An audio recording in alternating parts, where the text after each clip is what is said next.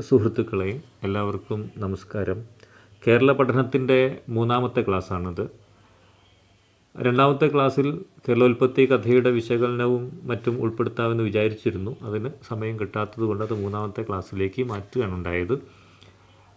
ഈ ഒരു ക്ലാസ്സിൽ 2 കാര്യങ്ങളാണ് ചർച്ച ചെയ്യാൻ ഉദ്ദേശിക്കുന്നത്. ഒന്ന്, കേരളോൽപ്പത്തി കഥയും അതുമായി ബന്ധപ്പെട്ട വിശകലനവും.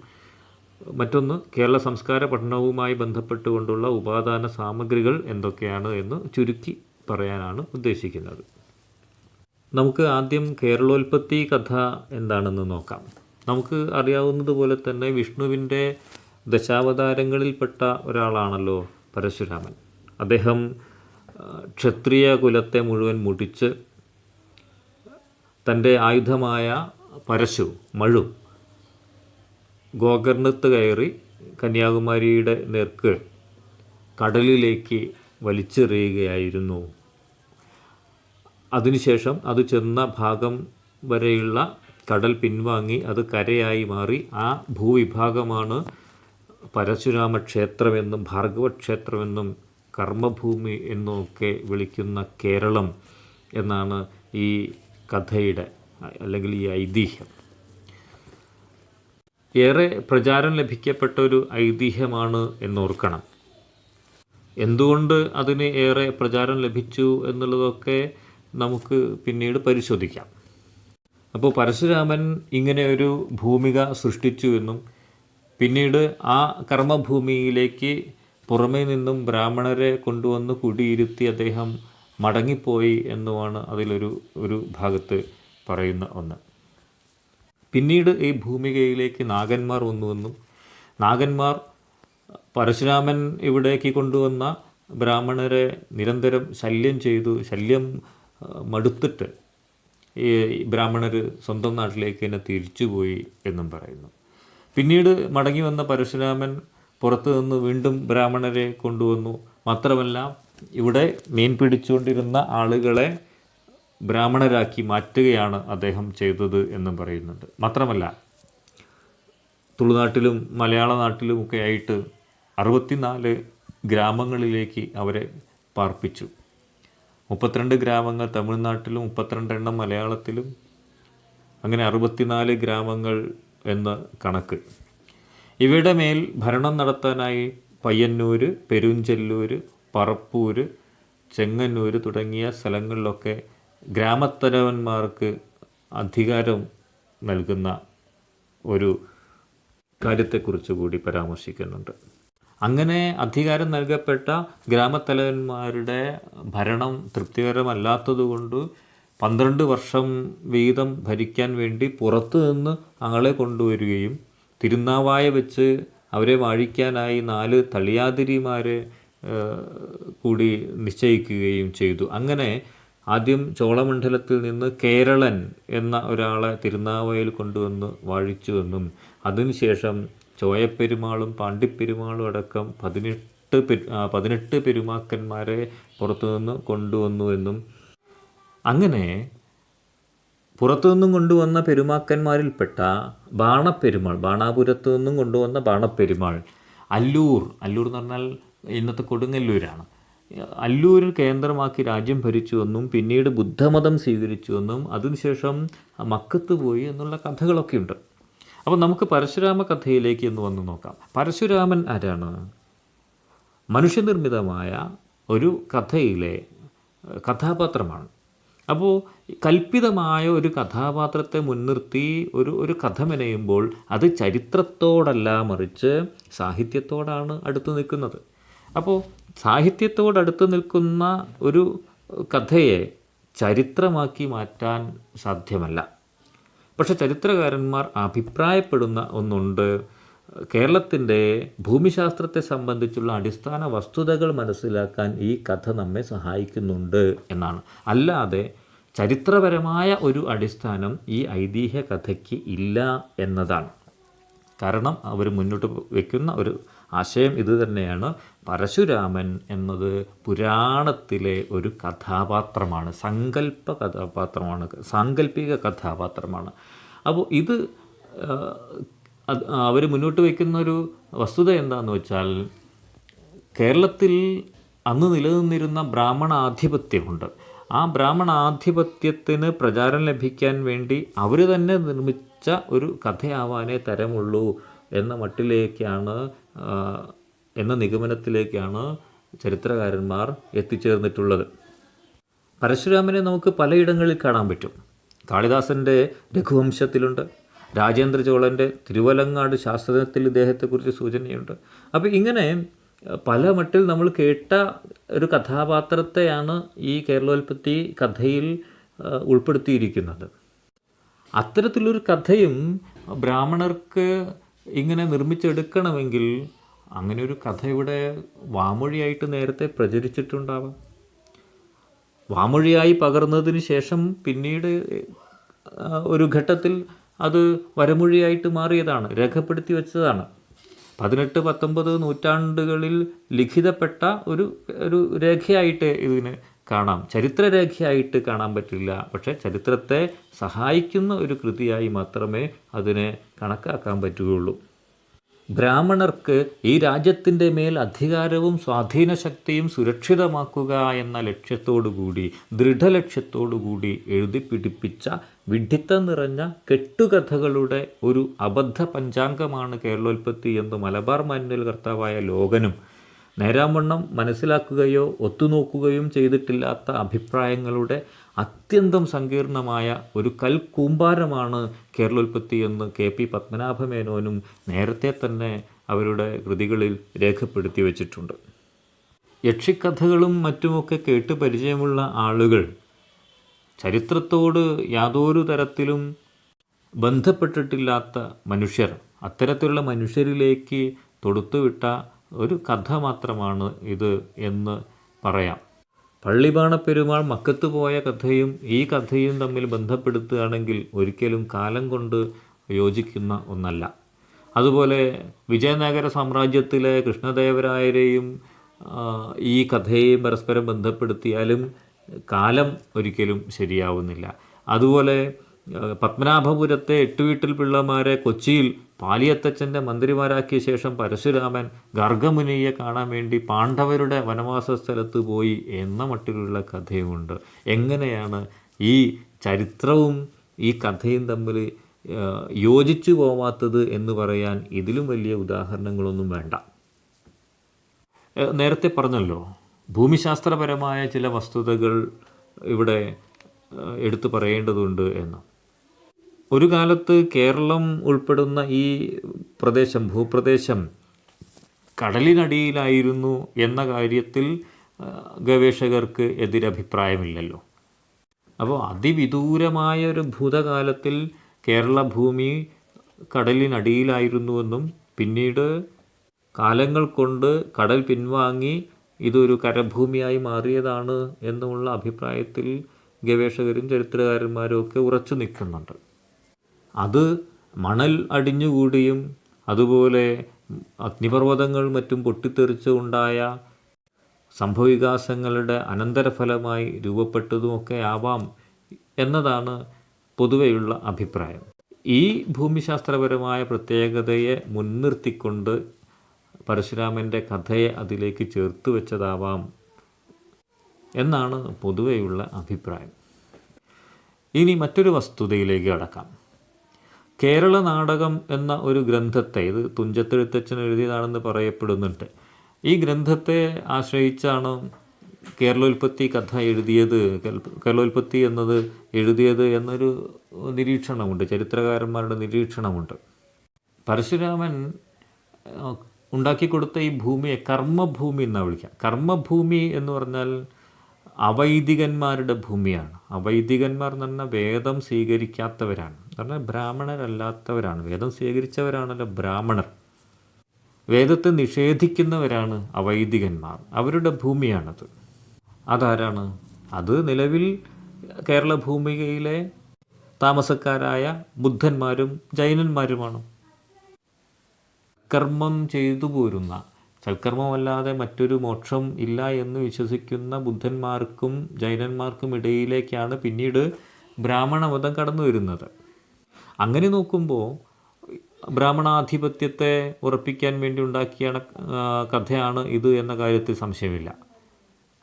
ബ്രാഹ്മണാധിപത്യത്തിന് ഇവിടെ നിലനിൽക്കണമെങ്കിൽ ഇവിടെ നിലവിലുള്ള ബുദ്ധമതത്തെയും അതിൻ്റെ ആദർശങ്ങളെയും ഒഴിവാക്കണം, അടിവേരോടുകൂടി തകർക്കേണ്ടതുണ്ട്.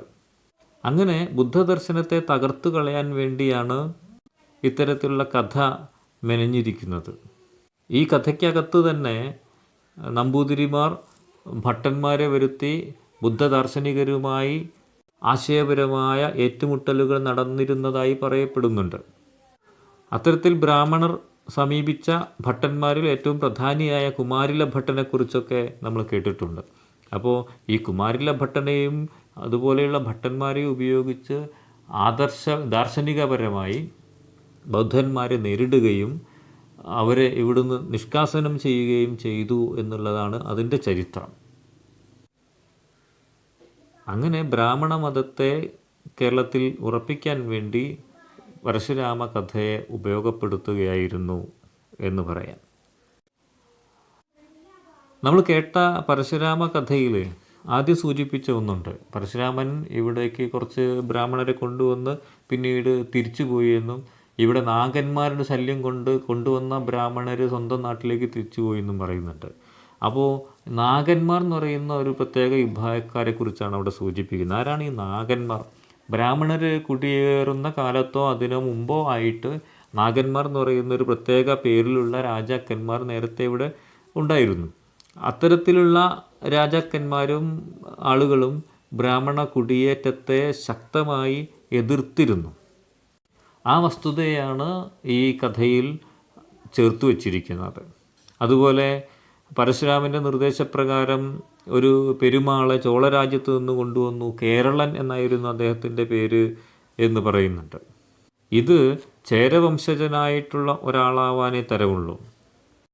അതുപോലെ പള്ളിവാണ പെരുമാൾ ബുദ്ധമതം സ്വീകരിച്ചു പിന്നീട് മക്കത്ത് പോയി എന്നൊക്കെ പറയുന്നൊരു കഥ പറഞ്ഞുവല്ലോ. ആ കഥ ഇബിൻ ബത്തൂത്ത രേഖപ്പെടുത്തി വെച്ച ഒരു വസ്തുതയുമായി ബന്ധപ്പെടുന്നുണ്ട്. കോലത്തിരിയുടെ പിതാമഹൻ ഇസ്ലാം മതം സ്വീകരിച്ച് മക്കത്ത് പോയി എന്നൊരു കഥ, ഒരു വസ്തുത ഇബിൻ ബത്തൂത്ത പറയുന്നുണ്ടല്ലോ. അത്തരത്തിൽ ചില ചരിത്ര വസ്തുതകളോട് ചേർന്ന് നിൽക്കുന്നുണ്ട് കേരളോൽപ്പത്തിയിലെ ചില കാര്യങ്ങൾ. പിന്നെ മറ്റൊരു കാര്യം പരിശോധിച്ചാൽ മനസ്സിലാവുന്നത്, കേരളത്തിലെ പെരുമാക്കന്മാരെ നിശ്ചയിച്ചിരുന്നത് ബ്രാഹ്മണരാണ് എന്നാണ് പ്രസ്തുത കഥയിൽ നിന്നും മനസ്സിലാവുന്ന ഒരു കാര്യം. പക്ഷേ യാഥാർത്ഥ്യം കേരളത്തിന് മേൽ അധികാരമുണ്ടായിരുന്ന ചോള പാണ്ഡ്യശക്തികളാണ് അക്കാലത്ത് പെരുമാക്കന്മാരെ നിശ്ചയിച്ചിരുന്നത് എന്നാണ്. ഒരുപക്ഷെ ആ നിശ്ചയിക്കുന്ന കൂട്ടത്തിൽ ബ്രാഹ്മണന്മാരും ഉണ്ടായിരുന്നിരിക്കാം, അല്ലെങ്കിൽ അവരെ സഹായിച്ചിട്ടുണ്ടാവാം. പെരുമാക്കന്മാർ ചേരന്മാരായതുകൊണ്ട് അവരുടെ അധികാര പരിധിയിൽപ്പെട്ട ദേശത്തിന് കേരളം എന്ന പേര് ലഭിച്ചതായും പറയാം എന്ന മട്ടിലുള്ള നിരീക്ഷണങ്ങളുമുണ്ട്. അതുപോലെ ഓർക്കേണ്ട ഒരു കാര്യം, ചരിത്രകാരന്മാരുടെ ഒരു നിരീക്ഷണമുള്ളത്, ദക്ഷിണേന്ത്യയിലേക്ക് ബ്രാഹ്മണരുടെ വൻതോതിലുള്ള കുടിയേറ്റം ഉണ്ടാകുന്നത് AD 4-ാം നൂറ്റാണ്ടിലാണ് എന്നതാണ്. കദംബ രാജാവായ മയൂരവർമ്മൻ അശ്വമേധയാഗം നടത്തുകയും അതിൻ്റെ തുടർച്ചയായി അഹിച്ഛത്രത്തിൽ നിന്ന് 18 ബ്രാഹ്മണരെ കൊണ്ടുവരികയും തൻ്റെ രാജ്യത്ത് കുടിയിരുത്തുകയും ചെയ്തതായി പറയുന്നുണ്ട്. അതുപോലെ മയൂരവർമ്മൻ്റെ മകനായ ചിത്രാംഗതൻ ധാരാളം ബ്രാഹ്മണരെ കൊണ്ടുവന്ന് കേരളത്തിലും തുളുനാട്ടിലും കൊങ്കണത്തും ഒക്കെ താമസിപ്പിച്ചിരുന്നതായി പറയുന്നുണ്ട്. ദക്ഷിണദേശത്ത് ബ്രാഹ്മണരില്ലാത്തതിനാൽ മുക്കണ്ണിക്കടുമ്പൻ്റെ കാലത്ത്, അതായത് AD 3-ാം നൂറ്റാണ്ടിലാണ് ഇവിടേക്ക് കുറച്ച് അഗ്രഹാരങ്ങൾ നിർമ്മിച്ച് ഏതാനും ബ്രാഹ്മണ കുടുംബങ്ങളെ കൊണ്ടുവന്നു എന്ന് പറയുന്നുണ്ട്. അതുപോലെ AD 3-ാം നൂറ്റാണ്ടിൽ മുക്കണ്ണിക്കടുമ്പൻ എന്ന് പറയുന്ന രാജൻ്റെ കാലത്ത് ദക്ഷിണദേശത്ത് ബ്രാഹ്മണർ ഇല്ലാത്തതുകൊണ്ട് അഹിച്ഛത്ര അഗ്രഹാരത്തിൽ നിന്ന് ബ്രാഹ്മണരെ ഇങ്ങോട്ട് കൊണ്ടുവന്ന് കേരളത്തിൽ കുടിയിരുത്തിയതായി പറയുന്നുണ്ട്. ഇങ്ങനെ ബ്രാഹ്മണരുടെ കുടിയേറ്റത്തെ സംബന്ധിച്ച് പല കഥകളുമുണ്ട്. അതിനെയെല്ലാം ബലപ്പെടുത്തുന്ന ഉപകഥകളും ഐതിഹ്യങ്ങളുമൊക്കെ ധാരാളമായുണ്ട്. എന്തായാലും ചരിത്രകാരന്മാർ പൊതുവെ എത്തിയിട്ടുള്ളൊരു നിഗമനം ഇതാണ്. ഈ പറയുന്നത് പോലെ പുറംദേശത്ത് നിന്ന് വലിയ തോതിലുള്ള ഒരു ബ്രാഹ്മണ കുടിയേറ്റം ഉണ്ടായിട്ടില്ല എന്നതാണ്. മഹാരാഷ്ട്രയിലുള്ള ഒരു ഐതിഹ്യത്തിലും അതുപോലെ സ്കന്ദപുരാണത്തിലും മറ്റുമൊക്കെ ഉള്ളത് പ്രകാരം കേരളത്തിലെ നമ്പൂതിരിമാർ ഇവിടെയുള്ള തദ്ദേശീയരായ ആളുകളെ ബ്രാഹ്മണരാക്കി മാറ്റിയതിൽപ്പെട്ടവരാണ് എന്നതാണ്. പ്രാദേശിക ജനങ്ങൾക്ക് യജ്ഞോപവീതം നൽകി ബ്രാഹ്മണരാക്കി മാറ്റി എന്നാണ് മഹാരാഷ്ട്രയിലെ ഐതിഹ്യത്തിൽ പറയുന്നത്. കേരളത്തിലെ നമ്പൂതിരിമാരുടെ ഒരു ശരീരപ്രകൃതി വെച്ച് നമുക്ക് അക്കാര്യം ബോധ്യപ്പെടുകയും ചെയ്യും. കേരളത്തിൻ്റെ സാംസ്കാരിക ചരിത്രം എന്ന പുസ്തകത്തിൽ PK ഗോപാലകൃഷ്ണൻ ഈ കാര്യം വളരെ വിശദമായി പ്രതിപാദിക്കുന്നുണ്ട്. കേരളത്തിലെ ബ്രാഹ്മണന്മാർ ഉത്തരേന്ത്യയിൽ നിന്നും കുടിയേറി വന്നവരാണെന്നും ആര്യരക്തമുള്ളവരാണ് എന്നൊക്കെ പ്രചരിക്കുന്ന കഥകൾ പൂർണ്ണ സത്യമല്ല, അർദ്ധസത്യം മാത്രമാണ് എന്ന മട്ടിലാണ് നമ്മൾ വിലയിരുത്തുന്നത്. ഇങ്ങനെ നോക്കുമ്പോൾ കേരളോൽപ്പത്തി കഥയെ അപ്പാടെ ചരിത്രമായി സ്വീകരിക്കാൻ നിവൃത്തിയില്ല എന്നു തന്നെയാണ് നമ്മൾ മനസ്സിലാക്കുന്ന ഒരു കാര്യം. എന്നാൽ ചില ഭൂമിശാസ്ത്രപരമായ വസ്തുതകളും ചരിത്രത്തോട് ചേർന്ന് നിൽക്കുന്ന ചില കാര്യങ്ങളും ഉണ്ട് എന്ന് മാത്രം. അവയെ നമുക്ക് ചരിത്രം വായിക്കാൻ ഉപയോഗിക്കാം എന്നതാണ് അതിൻ്റെ വസ്തുത. അടുത്തതായി നമ്മൾ പറയുന്നത് കേരള സംസ്കാര പഠനത്തിന് ഉപാദാന സാമഗ്രിയായിട്ടുള്ള വസ്തുതകളെക്കുറിച്ചാണ്. അതിൽ ചില സൂചനകൾ മാത്രം തന്നങ്ങ് കടന്നു പോകുന്നതേ ഉള്ളൂ. കാരണം ഇത് വളരെ വിശാലമായ ഒരു ഏരിയയാണ്. അതുകൊണ്ട് ആ ഉപാദാന സാമഗ്രികളെക്കുറിച്ച് ചില സൂചനകൾ തരുന്നു എന്ന് മാത്രം. അതിൻ്റെ ആമുഖമായിട്ട് നമുക്ക് പറയാനുള്ളത്, ചരിത്രം എന്ന് പറയുന്നത് ഭാവനാ സൃഷ്ടിയല്ല. അത് ലഭ്യമായ തെളിവുകളുടെ അടിസ്ഥാനത്തിൽ രചിക്കപ്പെടുന്നതാണ്. അപ്പോൾ ചരിത്രത്തിന് തെളിവ് പരമപ്രധാനമാണ് എന്നാണ് പറഞ്ഞു വരുന്നത്. അതുകൊണ്ടാണ് നമ്മൾ നേരത്തെ പറഞ്ഞതുപോലെ ഐതിഹ്യ കഥകളെയൊന്നും ചരിത്രമല്ല എന്ന് പറയുന്നത്. ചരിത്രം രചിക്കുന്നതിന് ഐതിഹ്യ കഥകൾ ഉപയോഗപ്പെടുന്നുണ്ടെങ്കിലും അതിനെ പൂർണ്ണമായി ഉൾക്കൊള്ളാനോ അതിനെ അംഗീകരിക്കാനോ ചരിത്രകാരന്മാർക്ക് സാധിക്കാത്തത് അതിന് വസ്തുനിഷ്ഠതയില്ല, തെളിവുകളില്ല എന്നത് തന്നെയാണ്. എന്തൊക്കെയാണ് ചരിത്രത്തിൻ്റെ തെളിവുകൾ? നിലവിൽ ലഭ്യമായിട്ടുള്ള സംസ്കാര പഠനത്തിന് ലഭ്യമായിട്ടുള്ള ഉപാദാന സാമഗ്രികൾ എന്തൊക്കെയാണ് എന്ന് നോക്കാം. അതിൽ നമുക്ക് എടുത്തു പറയാനുള്ള പോയിന്റുകൾ ആദ്യം പറയാം, പിന്നീടത് വിശദമാക്കാൻ ശ്രമിക്കാം. ആദ്യത്തേത് പ്രാക് ചരിത്രാവശിഷ്ടങ്ങൾ എന്നതാണ്. രണ്ടാമത്തേത് മഹാശിലാവശിഷ്ടങ്ങൾ, പഴന്തമിഴ് പാട്ടുകൾ. അതിൽ തന്നെ പലതരത്തിലുള്ള പാട്ടുകളുണ്ട്. അകമ്പാട്ടുകളുണ്ട്, പുറംപാട്ടുകളുണ്ട്, പതിറ്റുപത്ത് തുടങ്ങിയ പാട്ടുകളുണ്ട്. പിന്നീട് പെരുമാൾ വാഴ്ചക്കാലത്ത് ലഭ്യമായിട്ടുള്ള, ആ കാലത്തിൻ്റേതായി ലഭ്യമായിട്ടുള്ള രേഖകൾ, ശിലാലിഖിതങ്ങൾ, ചെപ്പേടുകൾ, വാസ്തുശില്പങ്ങൾ, നാണയങ്ങൾ, സ്ഥലനാമങ്ങൾ, കോവിലകം ഗ്രന്ഥവരികൾ, വിദേശികളുടെ കുറിപ്പുകൾ, നാടോടിപ്പാട്ടുകൾ, നാടോടി കഥകൾ തുടങ്ങിയൊക്കെ ഈ ഉപാദാന സാമഗ്രികളിൽ പെടുന്നതാണ്. നമുക്ക് ആദ്യം എന്താണ് പ്രാക് ചരിത്രാവശിഷ്ടം എന്ന് നോക്കാം.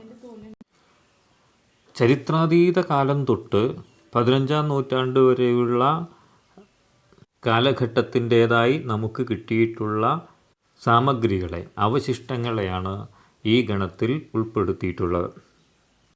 ഇവയെ തന്നെ നമ്മൾ രണ്ടായിട്ട് തിരിക്കാറുണ്ട്: ശിലോപകരണങ്ങൾ, പ്രാക് ചരിത്രങ്ങൾ എന്നിങ്ങനെ.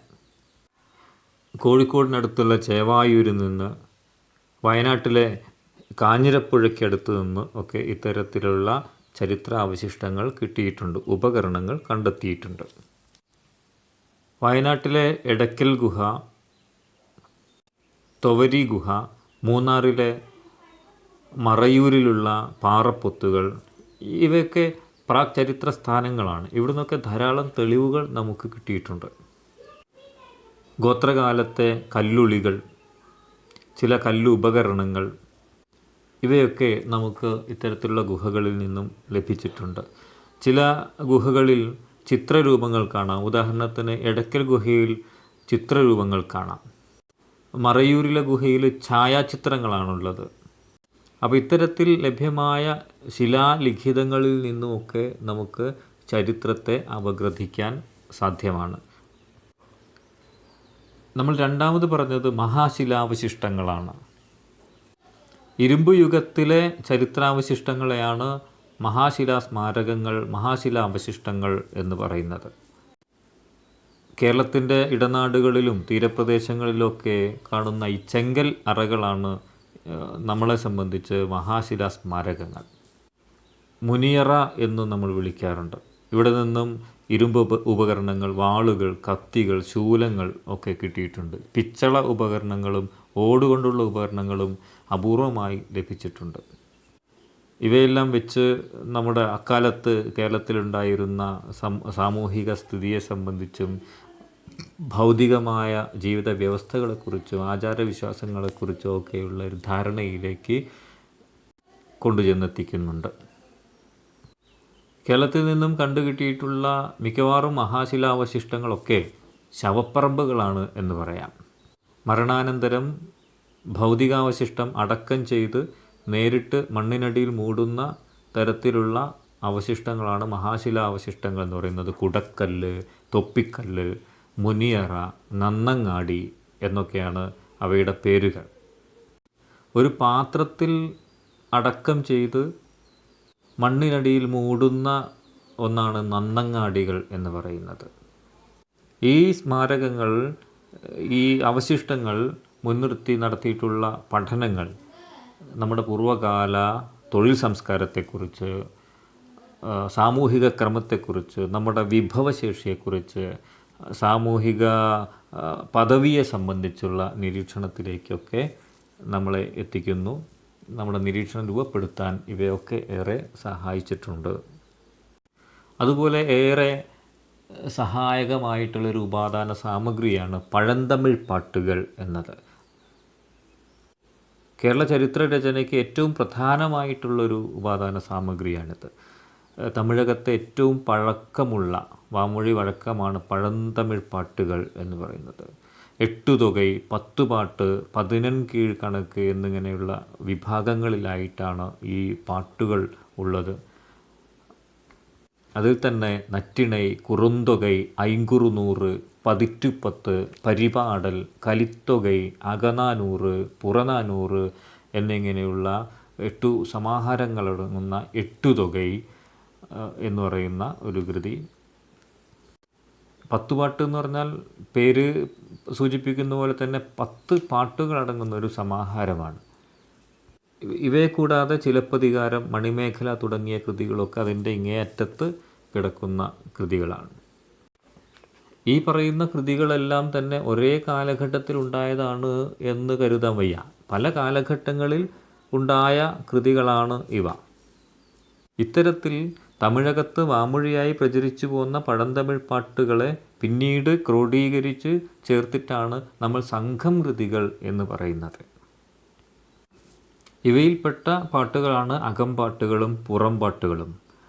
അകനാനൂറ് എന്ന് പറയുന്നൊരു കൃതിയെക്കുറിച്ച് നേരത്തെ പറഞ്ഞല്ലോ. അകനാനൂറിൽപ്പെട്ട 400 പാട്ടുകൾ ചേർന്നാണ് അകംപാട്ട്. അകംപാട്ടിലെ വിഷയം പ്രണയവും വേർപാടും കലർന്ന ജീവിതമാണ്. അത്തരത്തിലുള്ള വ്യത്യസ്ത സന്ദർഭങ്ങളെക്കുറിച്ചാണ് ഈ പാട്ടുകളിൽ വിശദീകരിക്കുന്നത്. കഥാനായകനും നായികയും തമ്മിലുള്ള പ്രണയം, പിന്നീടുണ്ടാകുന്ന വിരഹം, കൂടിച്ചേരൽ, ഇത്തരത്തിലുള്ള വസ്തുതകളാണ് അകംപാട്ടിൽ പറയുന്നത്. പുറനാനൂറ് എന്ന് പറയുന്നതും ഇതുപോലെയുള്ള ഒരു സമാഹാരമാണ്. അത് വിഷയം വ്യത്യസ്തമാണ്. ഒരു സാധാരണ ജീവിതത്തിൻ്റെ വിഷയമാണ് അകംപാട്ടുകളിലെങ്കിൽ പുറം ജീവിതത്തിൻ്റേതാണ്. എന്ന് പറഞ്ഞാൽ രാഷ്ട്രീയം, അധികാരം, യുദ്ധം, സമ്പത്ത് തുടങ്ങിയ വിഷയങ്ങളാണ് പുറം പാട്ടുകളിലുള്ളത്. രാജാവിനെ സംബന്ധിച്ചുള്ള വിശദീകരണം, എങ്ങനെയായിരിക്കണം രാജാവ്, എങ്ങനെയാണ് ഭരണം നടക്കേണ്ടത്, പ്രജകളോട് എത്തരത്തിലുള്ള സമീപനമാണ് ഉണ്ടാവേണ്ടത്, സ്ത്രീകളുടെ ചാരിത്രശുദ്ധിയെ സംബന്ധിച്ചുള്ള ഒരു വിശദീകരണം വരെ ഇത്തരത്തിലുള്ള പുറംപാട്ടുകളിലുണ്ട്. യുദ്ധത്തിൻ്റെ ഫലങ്ങൾ ഇതെല്ലാം അതിനകത്ത് പരാമർശിക്കുന്നുണ്ട്. ഈ കൃതികളിൽ നിന്ന് അക്കാലത്തുള്ള കവികളെ സംബന്ധിച്ച് നമുക്ക് ചില ധാരണകൾ കിട്ടുന്നുണ്ട്. കപിലർ, മാങ്കുടി കിഴാർ, മാങ്കുടി മരുതനാർ, നക്കിരാർ തുടങ്ങിയ കവികളെക്കുറിച്ച് നമുക്ക് ഈ കൃതികളിൽ നിന്ന് മനസ്സിലാവും. അതുപോലെ പതിറ്റുപത്തിനെക്കുറിച്ച് പറഞ്ഞല്ലോ. എട്ടുതുക എന്ന് പറയുന്ന ഒരു സമാഹാരത്തിൽ നിന്നാണ് പതിറ്റുപത്ത് എന്ന് പറയുന്ന കാവ്യത്തെക്കുറിച്ച് മനസ്സിലാവുന്നത്. ചേരഭരണത്തെക്കുറിച്ച് ഏറ്റവും കൂടുതൽ പരാമർശിക്കുന്ന ഒരു കൃതി എന്ന നിലയിൽ കൂടി നമുക്ക് ഇതിനെ പരിഗണിക്കേണ്ടതുണ്ട്. രാജാക്കന്മാരുടെ ചരിത്രം മാത്രമല്ല, അക്കാലത്തെ ഭൂമിശാസ്ത്രപരമായ ജൈവപരമായിട്ടുള്ള വസ്തുതകളെ സംബന്ധിച്ച്, സസ്യവൈവിധ്യങ്ങളെ സംബന്ധിച്ചുള്ള വിവരങ്ങളൊക്കെ ഈ കൃതിയിൽ നിന്നും ലഭിക്കുന്നുണ്ട്. അടുത്ത ഒരു ഉപാദാന സാമഗ്രിയായിട്ട് പറയുന്ന ഒന്നാണ് പെരുമാൾ വാഴ്ചക്കാലത്തെ രേഖകൾ. ഈ കാലഘട്ടത്തിൽ ഒട്ടേറെ സാഹിത്യകൃതികൾ ഉണ്ടായിട്ടുണ്ട്. തേവാരം പാട്ടുകൾ തുടങ്ങിയ പാട്ടുകളുണ്ട്. ചേരമാൻ പെരുമാളുടെ സമകാലികനായിരുന്നു സുന്ദരമൂർത്തി നായനാർ. അദ്ദേഹത്തിൻ്റെയാണ് തേവാരം പാട്ടുകൾ. കുലശേഖര ആൾവാരുടെ പെരുമാൾ തിരുമൊഴി, അതുപോലെ മുകുന്ദമാല, ചെക്കിഴാരുടെ പെരിയ പുരാണം, വാസുഭട്ടൻ്റെ യുധിഷ്ഠിര വിജയം, ഗൗരികഥ, ത്രിപുരദഹനം തുടങ്ങിയ കാവ്യങ്ങളും, ശക്തിഭദ്രൻ്റെ ആശ്ചര്യ ചൂഡാമണി, കുലശേഖരവർമ്മയുടെ തപതീ സംവരണം, സുഭദ്ര ധനഞ്ജയം തുടങ്ങിയൊക്കെ ഈ കൂട്ടത്തിൽ പെടുന്ന പെരുമാൾ വാഴ്ചക്കാലത്ത് ലഭ്യമായിട്ടുള്ള, കാലത്തിൻ്റേതായി ലഭ്യമായിട്ടുള്ള കൃതികളാണ്. പിന്നീട് എടുത്തു പറയാവുന്ന ഒരു ശാസ്ത്രവുമായി ബന്ധപ്പെട്ട ഒന്ന്, ഭാസ്കരാചാര്യരുടെ ലഘുഭാസ്കരീയത്തിന് ശങ്കരനാരായണൻ രചിച്ച ഒരു വ്യാഖ്യാനമാണ് ലഘുഭാസ്കരീയ വ്യാഖ്യ എന്ന കൃതി. ഇത് ജ്യോതിശാസ്ത്രവുമായി ബന്ധപ്പെട്ടുകൊണ്ടുള്ളൊരു പാരമ്പര്യത്തെ സംബന്ധിച്ച് മനസ്സിലാക്കാൻ നമ്മെ ഏറെ സഹായിക്കുന്നുണ്ട്. അപ്പോൾ ഇത്തരത്തിൽ പെരുമാൾ വാഴ്ചക്കാലത്തെ രേഖകൾ ചരിത്രത്തിന് ഒരു ഉപാദാന സാമഗ്രി എന്ന നിലയിൽ ഉപയോഗപ്പെടുന്നുണ്ട്. ശിലാലിഖിതങ്ങളെക്കുറിച്ച് പറഞ്ഞു. ക്ഷേത്രങ്ങളിൽ നിന്നും മറ്റും കണ്ടെടുക്കപ്പെട്ട ശിലാലിഖിതങ്ങളെയാണ് ഇവിടെ പരാമർശിക്കുന്നത്. കരിങ്കല്ല് കൊണ്ടുള്ള ഒരു അധിഷ്ഠാനത്തിലോ കരിങ്കല്ലിൻ്റെ തൂണുകളിലോ പലകകളിലൊക്കെ ആയിട്ടാണ് ഇത്തരം ലിഖിതങ്ങൾ കണ്ടെടുക്കപ്പെട്ടിട്ടുള്ളത്. ഇവിടെ നിന്നും കണ്ടെടുക്കപ്പെട്ട പലതിനും മറ്റുള്ളവയെ അപേക്ഷിച്ച്, മറ്റുള്ള ഇന്ത്യയുടെ പല ഭാഗങ്ങളിൽ നിന്നും കിട്ടിയിട്ടുള്ള ശിലാലിഖിതങ്ങളെ അപേക്ഷിച്ച് നോക്കുമ്പോൾ ഇത് വളരെ ചെറുതാണ്. വിശദാംശങ്ങളില്ലാതെ വളരെ ചുരുക്കി അവതരിപ്പിക്കുന്ന രീതിയിലാണ് ഇവിടെ നിന്നും കിട്ടിയ ശിലാലിഖിതങ്ങൾ എന്നാണ് ചരിത്രകാരന്മാർ പറയുന്നത്. ഈ ലിഖിതങ്ങളുടെ ഒരു പ്രത്യേകത കാലത്തെക്കുറിച്ച് കൃത്യമായ സൂചന നൽകുന്നു എന്നുള്ളതാണ്. അതുകൊണ്ട് തന്നെ പെരുമാക്കന്മാരുടെ കാലഘട്ടത്തിൽ നിന്നും ലഭിച്ച അവരുടെ ഭരണവർഷം പറയുന്ന കാലസൂചനകൾ ഈ ലിഖിതങ്ങളിൽ നിന്നും ലഭ്യമാണ്. പെരുമാൾ വാഴ്ചക്കാലത്തിൻ്റെ സൂചനകൾ ഇവയിൽ നിന്നും നമുക്ക് ലഭിക്കുന്നുണ്ട്. ഈ ലിഖിതങ്ങൾ ആ കാലത്ത് നടത്തിയിരുന്ന നിയമവ്യവസ്ഥകളാവാം, രാജാക്കന്മാരുടെ വിളംബരങ്ങളാവാം എന്നേ പറയാവൂ. ചിലതിലൊന്നും വിശദാംശങ്ങളൊന്നുമില്ല, ചില സൂചനകൾ മാത്രമേ കൊടുക്കുന്നുള്ളൂ. അപ്പോൾ ഇവയെ അപഗ്രഥിക്കണമെങ്കിൽ നമുക്ക് മറ്റുള്ള ജ്ഞാനശാഖകളെ ഉപയോഗപ്പെടുത്തുക മാത്രമേ നിവൃത്തിയുള്ളൂ. അതുപോലെ നമ്മൾ സമീപിക്കുന്ന, നമുക്ക് ഒരു ഉപാദാന സാമഗ്രിയായി ലഭ്യമായ ഒന്നാണ് ഈ ചെപ്പേടുകൾ. ശാസനങ്ങൾ എന്നും പറയും. ഇത് ക്ഷേത്രവുമായി ബന്ധപ്പെട്ട ഭരണ സംവിധാനത്തെക്കുറിച്ചുള്ളതാവാം, പ്രാദേശിക സമിതികളുടേതാവാം, ജന്മി കുടിയാൻ ബന്ധങ്ങളെക്കുറിച്ചുള്ളതാവാം, വിദ്യാപീഠങ്ങളെ സംബന്ധിച്ചുള്ളതാവാം. കേരളത്തിൽ നിന്ന് ലഭിച്ചിട്ടുള്ള പല ചെപ്പേടുകളിൽ നിന്നും വ്യത്യസ്തങ്ങളായിട്ടുള്ള വിവരങ്ങൾ നമുക്ക് കിട്ടിയിട്ടുണ്ട്. വാഴപ്പിള്ളി ശാസനം, ചോക്കൂർ ശാസനം, ജൂതശാസനം, ഹജ്ജൂർ ശാസനം, പാലിയം ശാസനം, തരിസാപ്പള്ളി ശാസനം തുടങ്ങിയവയൊക്കെ ഈ ചെപ്പേടുകളിൽ, ശാസനങ്ങളിൽ പെടുന്നവയാണ്. ഓരോ ശാസനങ്ങൾക്കും ചരിത്രപരമായി പ്രാധാന്യമുണ്ട്. ചേര രാജാക്കന്മാരുടേതായി കേരളത്തിൽ നിന്നും കിട്ടിയിട്ടുള്ള ആദ്യത്തെ ശാസനമാണ് വാഴപ്പള്ളി ശാസനം. രാജശേഖരവർമ്മയുടെ കാലത്തുണ്ടായിട്ടുള്ളതാണ്. കേരളത്തിലെ ദേവദാസി സമ്പ്രദായത്തെക്കുറിച്ച് ആദ്യമായി പരാമർശിക്കുന്ന ഒരു ശാസനമാണ് ചോക്കൂർ ശാസനം. ജൂതപ്രമാണിയായ ജോസഫ് റബ്ബാന് 72 അവകാശങ്ങളോടുകൂടി 5 വണ്ണം എന്ന് പറയുന്നൊരു സ്ഥാനം നൽകിയതായി പറയുന്ന ഒരു ശാസനമാണ് ജൂതശാസനം. അതുപോലെ മറ്റൊരു ശാസനമാണ് ഹജ്ജൂർ ശാസനം. അതിൻ്റെ ഒരു പ്രത്യേകത, തെക്കേ ഇന്ത്യയിൽ ദിവസങ്ങളുടെ എണ്ണം പറഞ്ഞ് കലിവർഷം ഉപയോഗിക്കുന്ന ഒരു ശാസനമാണ്. ആദ്യത്തെ ശാസനമാണ് ആയി രാജാവായ കരുനന്തടക്കൻ്റെ ഹജ്ജൂർ ശാസനം. വിക്രമാദിത്യ വരഗുണൻ ശ്രീമൂലവാസത്തെ ബുദ്ധക്ഷേത്രത്തിന് വമ്പിച്ച ഭൂസ്വത്ത് ദാനം ചെയ്യുന്നതായി പരാമർശിക്കുന്ന രേഖയാണ് പാലിയം ശാസനം. വേണാട്ടു രാജാവായ അയ്യനടികൾ തിരുവടികളുടെ ശാസനമാണ് തരിസാപ്പള്ളി ശാസനം. ഇതും തരിസാപ്പള്ളിക്ക് വലിയ സ്വത്ത് ദാനം ചെയ്യുന്നതുമായി ബന്ധപ്പെട്ട ശാസനമാണ്.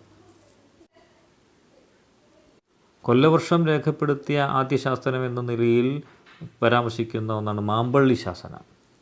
ഇതുകൂടാതെ കടമറ്റത്തെ സിറിയൻ പള്ളിയിൽ, ഉദയംപേരൂർ, കോതമംഗലം, കൊല്ലം, അങ്കമാലി, കണ്ടനാട് തുടങ്ങിയ സ്ഥലങ്ങളിലെ ക്രിസ്ത്യൻ പള്ളികളിൽ നിന്ന് ശാസനങ്ങൾ കിട്ടിയിട്ടുണ്ട്.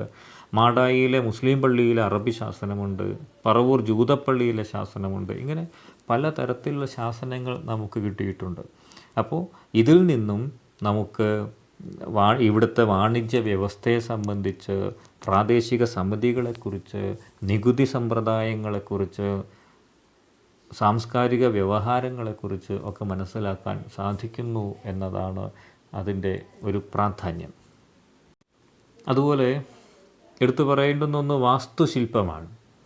കേരളത്തിൻ്റെ ജീവിതവുമായി ബന്ധപ്പെട്ട്, സംസ്കാരവുമായി ബന്ധപ്പെട്ട് ഉള്ള, അല്ലെങ്കിൽ അതിനോട് ചേർത്ത് നിർത്താവുന്ന ഒന്നാണ് വാസ്തുശില്പം.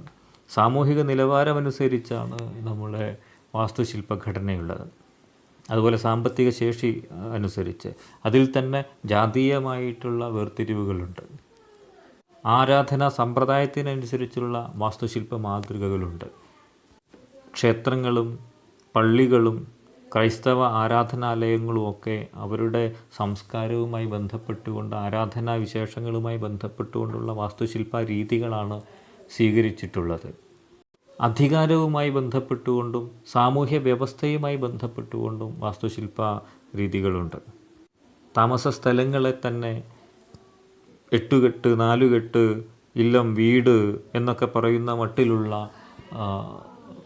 വാസ്തുശില്പ രീതികളെ നമുക്ക് കാണാം. അവയുടെ പേരുകൾ പോലും ഈ മട്ടിൽ തന്നെയാണ് ഉപയോഗിച്ച് പോരുന്നത് എന്നത് ഈ സമയത്ത് ഓർക്കാവുന്നതാണ്. മറ്റൊന്നാണ് നാണയങ്ങൾ. കേരളത്തിലേക്ക് ഒട്ടേറെ വിദേശികൾ വന്നിട്ടുണ്ട്. അവരുടെയൊക്കെ വ്യവഹാരങ്ങളിലൂടെ അവരുടെ നാണയങ്ങൾ ഇവിടെ ജനസമൂഹത്തിൽ ഏറെ വ്യാപിച്ചിട്ടുണ്ട്. അത്തരത്തിൽ വ്യാപിക്കപ്പെട്ട നാണയങ്ങളാണ് പിൽക്കാലത്ത് നമുക്ക് ചരിത്രപ്രധാനമായിട്ടുള്ള തെളിവുകൾ എന്ന നിലയിൽ ലഭ്യമായിട്ടുള്ള പുരാതന നാണയങ്ങൾ. കോട്ടയത്തെ എയ്യാൽ, പനങ്ങാട്, കാഞ്ഞിരപ്പള്ളി തുടങ്ങിയ സ്ഥലങ്ങളിൽ നിന്ന് നിരവധി നാണയങ്ങളാണ് നമുക്ക് കിട്ടിയിട്ടുള്ളത്. ഇത് തെളിയിക്കുന്നത് ഇവിടെ വളരെ സുവ്യക്തമായ ഒരു വാണിജ്യ പാരമ്പര്യം ഉണ്ടായിരുന്നു എന്നുള്ളതാണ്. അതേ സംബന്ധിച്ചുള്ള വിവരങ്ങളാണ് നാണയങ്ങളിൽ നിന്ന് കിട്ടുന്നത്. നാണയങ്ങളെ സംബന്ധിച്ച് കേരളത്തിലുള്ള പല സാഹിത്യകൃതികളിൽ നിന്നും തെളിവുകൾ നമുക്ക് ലഭിച്ചിട്ടുണ്ട്. ആ കാലഘട്ടത്തിലെ സാമ്പത്തിക വ്യവസ്ഥയെ സംബന്ധിച്ചുള്ള വ്യക്തമായ ധാരണ ലഭിക്കാൻ നാണയങ്ങൾ നമ്മെ സഹായിക്കുന്നു. അതുപോലെ സൂചിപ്പിക്കപ്പെട്ട ഒരു ഉപാദാന സാമഗ്രിയാണ് സ്ഥലനാമങ്ങൾ എന്ന് പറയാം. സ്ഥലനാമങ്ങളെക്കുറിച്ച് പഠിക്കാൻ വിവിധ തരത്തിലുള്ള ജ്ഞാനമേഖലകളെ ബന്ധപ്പെടുത്തേണ്ടി വരും. ഭാഷാശാസ്ത്രവും ഭൂമിശാസ്ത്രവും ചരിത്രവും സമൂഹവിജ്ഞാനിയും നരവംശാസ്ത്രവും നാടോടി വിജ്ഞാനിയും ഒക്കെ ചേർത്തുകൊണ്ടുള്ള ഒരു പഠനമാണ് സ്ഥലനാമ ചരിത്രവുമായി ബന്ധപ്പെട്ടുകൊണ്ട് നമുക്ക് നടത്തേണ്ടതുള്ളത്. കച്ചവട കേന്ദ്രങ്ങളെ സംബന്ധിച്ച്, ഭരണ കേന്ദ്രങ്ങളെ സംബന്ധിച്ച്, ആചാരവും വിശ്വാസവുമായി ബന്ധപ്പെട്ട ഇടങ്ങളെ സംബന്ധിച്ച്, വ്യക്തികളുമായി ബന്ധപ്പെട്ടുകൊണ്ട്, രാജാക്കന്മാരുമായി ബന്ധപ്പെട്ടുകൊണ്ട് ഒക്കെയുള്ള സ്ഥലനാമങ്ങൾ ഇന്നും കേരളത്തിൽ നിലനിൽക്കുന്നുണ്ട്. അത്തരത്തിലുള്ള സ്ഥലനാമങ്ങളെ സംബന്ധിച്ചുള്ള പഠനവും ചരിത്രത്തെ ഏറെ സഹായിക്കുന്നുണ്ട്. അതുപോലെ നമ്മൾ പറഞ്ഞ ഒരു ഉപാദാന സാമഗ്രിയാണ് നാടോടിപ്പാട്ടുകൾ എന്നുള്ളത്. ഐതിഹ്യത്തെക്കുറിച്ച് പറഞ്ഞതുപോലെ തന്നെ നാടൻ പാട്ടുകളെയും അതുപോലെ വടക്കൻ പാട്ടുകളായാലും തെക്കൻ പാട്ടുകളോ തോറ്റം പാട്ടുകളോ മറ്റു ഒറ്റപ്പാട്ടുകളോ ഏതു തന്നെ ആയാലും ഇവയൊന്നും ചരിത്രമല്ല. എന്നാൽ ചരിത്രപ്രധാനമായ ചില വസ്തുതകൾ, ചില വിവരങ്ങൾ ഇവ പങ്കുവെക്കുന്നുണ്ട് എന്ന് പറയാം. കാരണം ഇവയൊക്കെ ഭാവനാത്മകമാണ്. ഭാവനാത്മകമായ ഈ പാട്ടുകളൊന്നും തന്നെ ചരിത്ര വസ്തുതകളുടെ രേഖപ്പെടുത്തലിന് വേണ്ടി നിർമ്മിക്കപ്പെട്ട സംഗതിയല്ല. മാത്രമല്ല ഇത് നാടോടിപ്പാട്ടുകളായതുകൊണ്ട് തന്നെ ലിഖിതമല്ല എന്നതാണ്. ലിഖിതമായവയിൽ നിന്ന് കിട്ടുന്നതിനേക്കാൾ കൂടുതൽ ഇതിൽ നിന്ന് കിട്ടുമെന്നൊന്നും പറയുക വയ്യ. കാരണം പ്രാദേശികമായ മാറ്റം ഉണ്ടാവും, ഭാഷാപരമായ മാറ്റം ഉണ്ടാവും, ദേശപരമായ സാമൂഹികപരമായ മാറ്റങ്ങളൊക്കെ നാടോടിപ്പാട്ടുകൾക്കുണ്ടാവും. അപ്പോൾ കാലത്തിനനുസരിച്ച് മാറി വരുന്ന ഭാഷാ പ്രയോഗങ്ങളാണ് അതിനകത്തുണ്ടാവുക. അപ്പോൾ എത്രത്തോളം പ്രാക്തനത ഈ നാടോടിപ്പാട്ടുകൾക്കുണ്ട് എന്ന് ചോദിച്ചാൽ കൃത്യമായ ഉത്തരം പറയുക സാധ്യമല്ല. പക്ഷേ ഒന്ന് ഓർക്കാനുള്ളത്, ഇത് കൂട്ടായ്മയിൽ നിന്നും സൃഷ്ടിക്കപ്പെടുന്ന ഒന്നാണ് എന്നതാണ്. അപ്പോൾ നാടോടിപ്പാട്ടുകളുടെ കൂട്ടായ്മയെ കേന്ദ്രീകരിച്ചു കൊണ്ടുള്ളൊരു അന്വേഷണം നമ്മുടെ ചരിത്രത്തെ അന്വേഷിക്കാനും ചരിത്രത്തിലേക്ക് എത്തിച്ചേരാനും സഹായിക്കും എന്നതാണ് നമ്മൾ ഓർക്കേണ്ട ഒരു കാര്യം. മറ്റൊരു ഉപാദാന സാമഗ്രിയായി പറഞ്ഞത് കോവിലകം ഗ്രന്ഥവരികളാണ്. നാട്ടുരാജാക്കന്മാരുടെയും പ്രഭുക്കന്മാരുടെയൊക്കെ സ്വരൂപങ്ങളിൽ നിന്നും തറവാടുകളിൽ നിന്നുമൊക്കെ കിട്ടിയിട്ടുള്ള ലിഖിതങ്ങൾ, അവരുടെ രേഖകളാണ് ഗ്രന്ഥവരികൾ എന്ന് പറയുന്ന ഈ ഒരു വിഭാഗത്തിലുള്ളത്. അത് കോവിലകത്തായാലും അവരുടെ സ്വരൂപങ്ങളിലായാലും അന്നന്നത്തെ കാര്യങ്ങൾ, നിത്യവിവരങ്ങൾ ഇതിനകത്ത് രേഖപ്പെടുത്തിയിരിക്കും എന്നുള്ളതാണ്.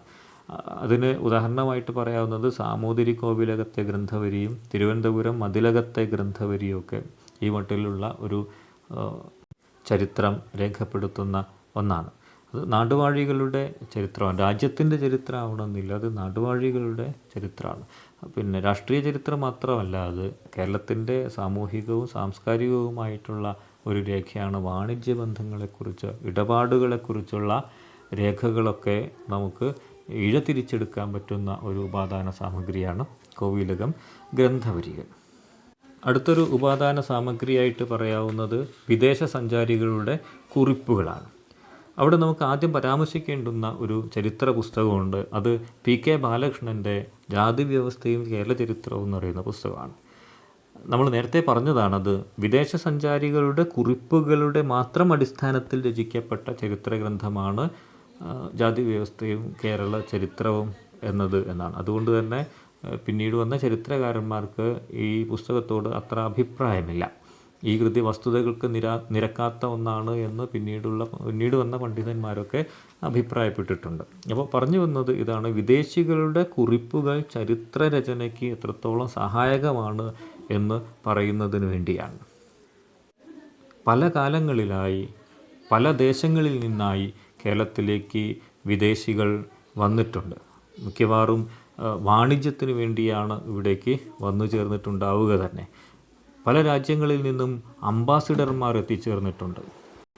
മെഗസ്തനീസും പ്ലിനിയും ടോളമിയും പെരിപ്ലസുകാരനും ഹുയാൻസാങ്ങും വാങ്ത്വയാനും മാഹ്വാനും എല്ലാം പല കാലങ്ങളിലായി ഇവിടേക്ക് വന്ന സഞ്ചാരികളാണ്.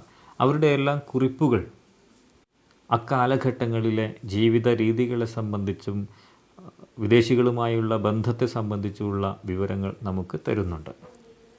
അറബി സഞ്ചാരികളായ സുലൈമാൻ്റെ സഞ്ചാരക്കുറിപ്പുകളും ഇബിൻ ഗുർദാർബി, ഇബ്നുൽ ഫക്കി, ഇബിൻ റസ്റ്റ, അബു സയ്യിദ് മസൂദി തുടങ്ങിയവരുടെ സഞ്ചാരക്കുറിപ്പുകളും മറ്റും ഒട്ടേറെ ചരിത്ര വസ്തുതകളിലേക്ക് വെളിച്ചം വീശുന്നുണ്ട്. ആഫ്രിക്കക്കാരനായ ആഗോള സഞ്ചാരി എന്ന് പറയുന്ന ഇബിൻ ബത്തൂത്ത ഏറ്റവും സൂക്ഷ്മമായതും വസ്തുനിഷ്ഠവുമായ വിവരങ്ങൾ നൽകുന്ന ഒരു സഞ്ചാരിയാണ്. 13-ാം ശതകത്തിൽ കേരളം സന്ദർശിച്ച വെനീസുകാരനായിട്ടുള്ളൊരു സഞ്ചാരിയാണ് മാർക്കോ പോളോ. അദ്ദേഹം ഏഴിമലയെക്കുറിച്ച് വളരെ വിശദമായി തന്നെ വിവരിക്കുന്നുണ്ട്. ഒരു ഇറ്റാലിയൻ സഞ്ചാരിയാണ് നിക്കോളോ കോണ്ടി. 15-ാം ശതകത്തിൽ കേരളത്തിലെത്തിയ പേർഷ്യൻ സഞ്ചാരിയാണ് അബ്ദുൾ റസാക്ക്. പോർച്ചുഗീസ് കാലഘട്ടത്തിലെ സഞ്ചാരികളാണ് വർത്തേമ, ബാർബോസ എന്നിവർ. ഇവരുടെയൊക്കെ വിവരണങ്ങളിൽ നിന്ന് ഏറെ വസ്തുനിഷ്ഠമായ കാര്യങ്ങൾ നമുക്ക് ലഭിക്കുന്നുണ്ട്. അവയൊക്കെ ഏറെ വിലപ്പെട്ടതാണ് ചരിത്ര രചനയെ സംബന്ധിച്ച് നോക്കുമ്പോൾ. സഞ്ചാരികളല്ലാതെ മതപരിവർത്തനം, മതവ്യാപനം എന്നീ ഉദ്ദേശത്തോടു കൂടി വന്ന മിഷണറി പ്രവർത്തകരുണ്ട്. അവരെയും ഈ ഘട്ടത്തിൽ സൂചിപ്പിക്കാവുന്നതാണ്. ഡിയോഗോ ഗോൺസാൽവിസ്, ഗൊള്ളനെസ്സെ, മൂൺസ്, വാൻഡ്രീഡ് തുടങ്ങിയ ആളുകളുടെ കുറിപ്പുകളും വളരെ പ്രധാനമാണ്. ഇതിൽ അവസാനം പറഞ്ഞ ആളുകൾ ഗൊള്ളനെസ്സെ, മൂൺസ്, വാൻഡ്രീഡ് തുടങ്ങിയവർ സേനാനായകന്മാരാണ് എന്ന് ഓർക്കണം.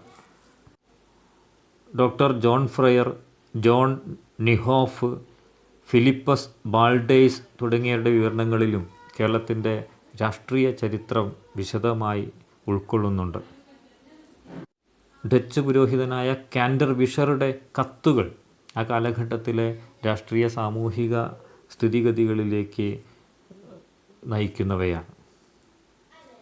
ബ്രിട്ടീഷ് കാലഘട്ടത്തിൽ സാമൂതിരിയും ഈസ്റ്റ് ഇന്ത്യ കമ്പനിയും തമ്മിൽ നടത്തിയ തലശ്ശേരിയിലെ കൂടിയാലോചനകൾ, ഉടമ്പടികൾ, കമ്മീഷണർമാരുടെ റിപ്പോർട്ടുകൾ ഇവയെല്ലാം ചരിത്രരചനയ്ക്ക് ഏറെ സഹായകമായിട്ടുണ്ട്. ഇത്തരത്തിൽ വളരെ വിശാലമായ ഉപാദാന സാമഗ്രികളുടെ ലോകത്തു നിന്നുകൊണ്ടാണ്, അവയുടെ തെളിവുകളിൽ നിന്നുകൊണ്ടാണ് ചരിത്രം നമ്മളോട് സംവദിക്കുന്നത്. തെളിവുകളില്ലാതെ ചരിത്രമില്ല. അതുകൊണ്ട് ഉപാദാന സാമഗ്രികളെ ചരിത്രരചനയുടെ ശ്വാസവായു ആയി വേണം കരുതാൻ. സുഹൃത്തുക്കളെ, കേരള പഠനത്തിൻ്റെ 3ാമത്തെ ക്ലാസ് ഇവിടെ അവസാനിക്കുകയാണ്. വൈകാതെ തന്നെ 4ാമത്തെ ക്ലാസ്, അതായത് മൊഡ്യൂൾ 1-ൽപ്പെട്ട അവസാനത്തെ ക്ലാസ് ഉടനെ ഉണ്ടാവും. അതിനുവേണ്ടി കാത്തിരിക്കുക. തുടർന്നും ക്ലാസ്സുകൾ ലഭിക്കാനായി ഈ ചാനൽ സബ്സ്ക്രൈബ് ചെയ്യുക.